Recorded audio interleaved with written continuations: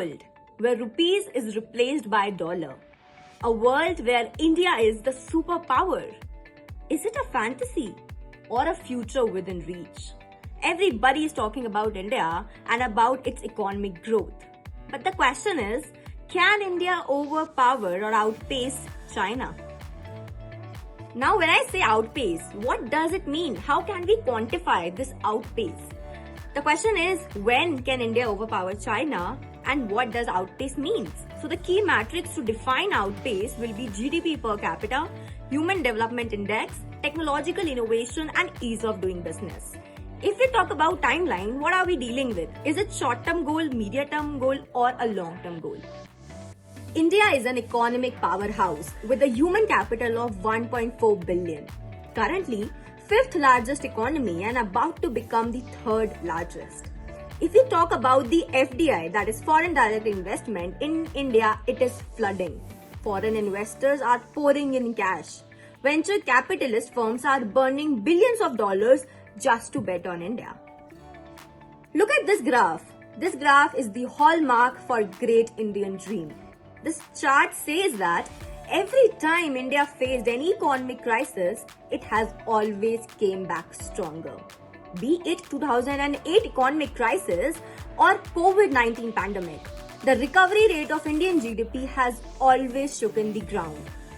If we even talk about today's scenario, we continue to be the fastest growing economy with the rate of 6% GDP growth. Whereas during the same time, if we look at China, China stands at 4.7% GDP growth and USA as 1.4%. If we look at the global average, it is just 2.7%. So this sounds amazing, right? But the concerning question here is, why doesn't this growth translate to the prosperity of an average Indian? Why still in India, people have to suffer for two-time meals? Why only 1.5% of public is able to pay taxes? These concerning questions made me believe that this graph is nothing but an illusion. There has been a lot of boosting about India being the fifth largest economy. But with the population of 1.4 billion, is it something that we should be proud of? Is it something really an achievement? This graph portrays a true picture. While we stand number 5 in terms of GDP, but we rank 140th in terms of per capita GDP. Yes, 140th. We are so far behind that Mexico is 6 times ahead of us. China is 5 times ahead of us, and even a country like Bangladesh is $9 ahead of us. So the question here now is that why there is this stark difference and how can we recover it? Let us understand the major problems why India is facing such critical situation. There are 3 major problems in front of India. Number 1, lack of gross capital formation. Number 2, lack of depth given to corporates and MSMEs. And number 3, lack of disposable income. Let's focus more upon what is this gross capital formation and how are we comparing ourselves with China. What are the consequences? Let's understand that. How much money society invests in its future is gross fixed capital formation. It refers to the net investment in physical assets that are used for production process for more than 1 year. It could be any machinery in a company or it could be assets like road, bridges, airports. The question arises, why this gross fixed capital formation is so important?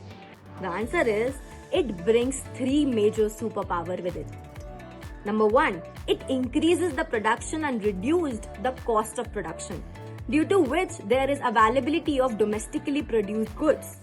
Second superpower is that domestically produced goods can either increase our exports or reduce our dependency on imports.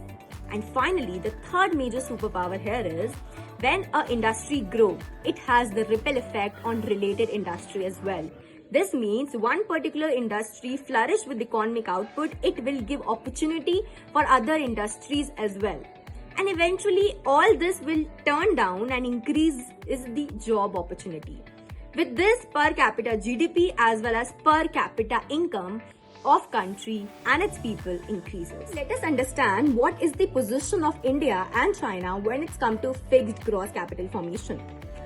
In India, private consumption contribute to the 60% hallmark of the GDP.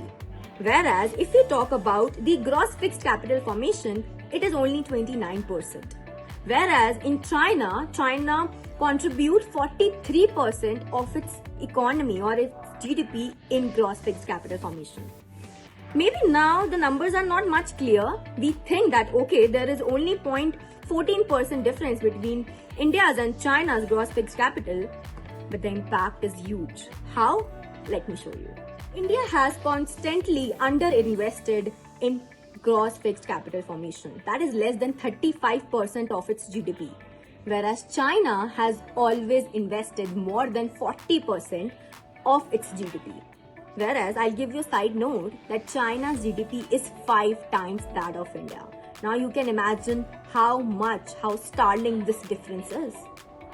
Let us compare where does India and China stand when it comes to gross fixed capital formation. China's GDP is 18 trillion.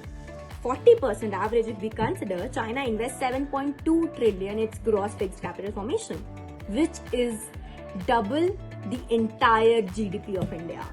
We are a GDP of 3.5 trillion, whereas China invests 7.2 trillion in its only gross fixed capital formation.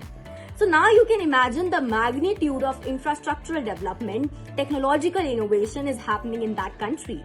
And those innovations will foster economic output and eventually make them overpower maybe India or not. But again the question arises, can India overpower China? Can India outpace China? Well, China isn't sleeping. It is just dormant. Now, what do I mean by this? Is that a tiger always rests before it attacks. And the wolf around make a mistake thinking that the tiger is tired. Why USA is worried today? Why USA is worried about China's closeness to nuclear power? Because right now, what are we thinking? We are thinking that what is the impact of AI on humankind? How AI will change the workflow, operations, but China is 10 years ahead of us. China doesn't care whether India will outpace China or not. So India can print as many fancy reports as it can, showcasing how great we are. But the point is, China doesn't care. Because the day China becomes the nuclear powerhouse or nuclear superpower, then no country in the world can outpace China. Thank you.